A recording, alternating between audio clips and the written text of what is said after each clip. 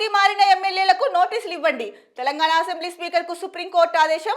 ఫిరాయింపులపై చర్యలు కోరుతూ కేటీఆర్ పిటిషన్. కౌశిక్ రెడ్డి ఫిల్తో కలిపి 10న విచారిస్తామన్న సర్వోన్నత న్యాయస్థానం. సో పార్టీ మారిన 7 ఎమ్మెల్యేలకు నోటీసులు ఇవ్వాలని తెలంగాణ అసెంబ్లీ స్పీకర్కు సుప్రీంకోర్టు ఆదేశాలు జారీ చేసింది. కేటీఆర్ దాఖలు చేసిన పిటిషన్పై సోమవారం విచారణ జరిపిన ధర్మాసనం దానిని 10వ తేదీకి వాయిదా వేసింది. ఓకే, ఇక్కడ ఈ నేపథ్యంలోనే కేటీఆర్ ఒక వ్యాఖ్య అయితే చేశారు. ఉప ఎన్నికలకు సిద్ధంగా ఉండండి, పార్టీ ఫిరాయింపుదారులను రక్షించడం అసాధ్యం. సో ఎవరైతే అంటే ఒక పార్టీలో ఉండి గెలిచి అంటే ఒక గుర్తు మీద గెలిచి ఇంకొక పార్టీలో గెలిచిన తర్వాత ఇంకొక పార్టీకి వెళ్ళడం అది ఏమాత్రం కరెక్ట్ కాదు. కానీ అలాంటివి జరుగుతూనే ఉన్నాయి. అంటే ఆ పార్టీకి సంబంధించిన పార్టీ అధిష్టానం చెప్పినా సరే కొంతమంది వినుకోకుండా వెళ్ళిపోయి గెలిచిన తర్వాత ఇప్పుడు ఎగ్జాంపుల్ ఇక్కడ మనం చూసుకుంటే కనుక బీఆర్ఎస్ నేతలు ఎవరైతే ఉన్నారో బీఆర్ఎస్ ఎమ్మెల్యేలు వాళ్ళు బీఆర్ఎస్ తరఫున పోటీ చేసి గెలిచారు.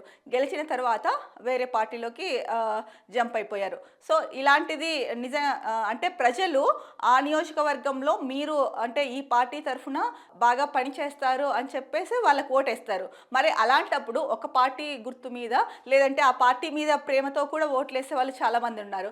ఎందుకంటే ఆ ఎమ్మెల్యే క్యాండిడేట్స్ ఎలా ఉన్నప్పటికీ కూడా సీఎం కావాలి అంటే కనుక ఇక్కడ ఎమ్మెల్యేలు గెలిస్తేనే అక్కడ సీఎం అవుతారు, మేము కోరుకున్న వ్యక్తి సీఎం అవుతారు అన్నది కూడా ప్రజల్లో ఉంది. సో అలాంటి నేపథ్యంలో ఎమ్మెల్యేలకి ఓటేస్తారు. అంటే వాళ్ళకి నచ్చిన ఎమ్మెల్యేలు ఎవరైతే ఉన్నారో అంటే ఎవరిని అయితే సీఎం కావాలనుకుంటున్నారో అలాంటి ఆ పార్టీకి సంబంధించిన ఎమ్మెల్యేలకు ఓటేస్తారు.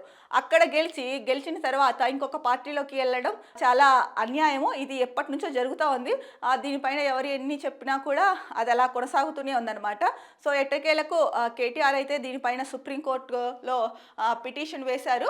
ఈ పిటిషన్ పైన సుప్రీంకోర్టు అయితే కనుక కీలక వ్యాఖ్యలు చేసింది. ఎందుకంటే కనుక తెలంగాణ అసెంబ్లీ స్పీకర్కు ఆదేశం ఇచ్చింది సుప్రీంకోర్టు. ఏమని అంటే కనుక ఎవరైతే పార్టీ ఫిరాయింపులు చేశారో వాళ్ళకి నోటీసులు ఇవ్వాలి అని చెప్పేసి ఆ ఎమ్మెల్యేలకు నోటీసులు ఇవ్వాలని అయితే చెప్పేసింది. సో మరి ఎవరెవరైతే కనుక పార్టీ జంప్ అయ్యారో వాళ్ళందరికీ అయితే కనుక నోటీసులు ఇవ్వడం జరుగుతుంది. ముఖ్యంగా 7 మంది ఎమ్మెల్యేలకు నోటీసులు, పార్టీ మారిన 7 ఎమ్మెల్యేలకు అయితే నోటీసులు ఇవ్వాలని చెప్పి తెలంగాణ అసెంబ్లీ స్పీకర్కు సుప్రీంకోర్టు అయితే కనుక ఆదేశించింది. అలాగే ఇంకొకటి కౌశిక్ రెడ్డి పిల్తో కలిపి 10న విచారిస్తామన్న అంటే ఫిరాయింపుదారులు ఎవరైతే ఉన్నారో వాళ్ళపైన చర్యలు కోరుతూ కేటీఆర్ పిటిషన్ వేశారు. సో కౌశిక్ రెడ్డి పిల్ ఏదైతే వేశారో దాంతో కలిపి 10న విచారిస్తామని చెప్పేసి సుప్రీంకోర్టు అయితే తెలిపింది. సో ఈ నేపథ్యంలో ఉప ఎన్నికలకు సిద్ధంగా ఉండండి అని చెప్పేసి కేటీఆర్ అయితే కనుక చెప్పారు. అలాగే పార్టీ ఫిరాయింపుదారులను ఎవరు రక్షించలేరు కాబట్టి ఉప ఎన్నికలకు రెడీగా ఉండండి అని చెప్పేసి అయితే కనుక కేటీఆర్ అన్నారు.